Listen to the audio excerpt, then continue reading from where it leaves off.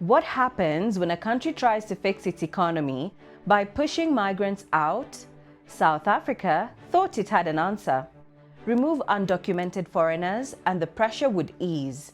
More jobs, better services, a reset for struggling communities. But weeks later, the reality looks far more complicated. I had a plan of going to South Africa this coming vacations, but in the process of the xenophobic attacks and sacking of other countries from South Africa, I wouldn't feel safe going there anymore. I personally has refused to watch South Africa because they sent away Nigerians after all that we have done for them in the years past.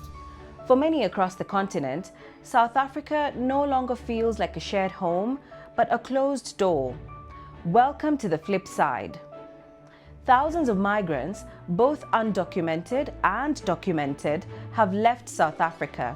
And while the aim was economic relief, the fallout is spreading through sectors that rely on openness, trust, and regional ties. Even government officials acknowledge the cost. The brand, it is hurting. We can't lie about it. The backlash, and that's why part of the work that we are doing as government as well through DECO is engagement with businesses abroad. That brand, once built on post-apartheid ideals of Ubuntu, which is unity and shared humanity, is now under strain, and the economic ripple effects are becoming harder to ignore. In the short term, we've seen cancellations in tourism, which will hurt the hospitality industry, it will hurt trade, it will hurt many things. We're also seeing a decline in trade within the region, informal trade, formal trade, things that migrants themselves would be involved with. This is the paradox. An effort to protect livelihoods may actually eliminate them, especially in sectors that depend on cross-border movement and informal trade. We think in Johannesburg, the informal trade in clothing and goods is probably worth something like $1 billion a year. If you shut that down, if you stop trade within the region, you're losing that money, and that's money that goes straight into people's hands. It's spent within the economy. Meanwhile, the June 30 deadline for all undocumented migrants to leave is fast approaching. Still, questions remain about how the policy is being implemented and at what cost.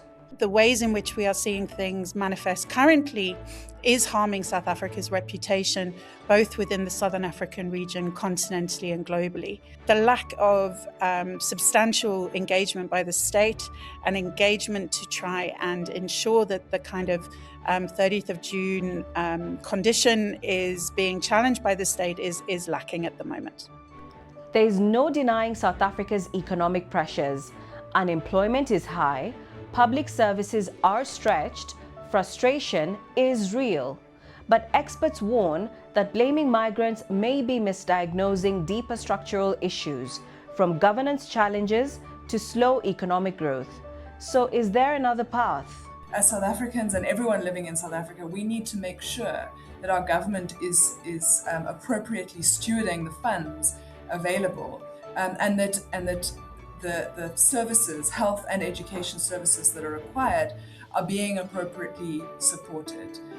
So that's the work that we've been focusing on doing over many years. We really need those in positions of power, those who have both the obligation and the power to speak up, to do so, because to allow anti-migrant sentiment to fester just shifts responsibility, and it poses a risk to everyone, to migrants themselves and to South Africans. Beyond policy debates, jobs, and economic data, there is something South Africa must urgently address: trust.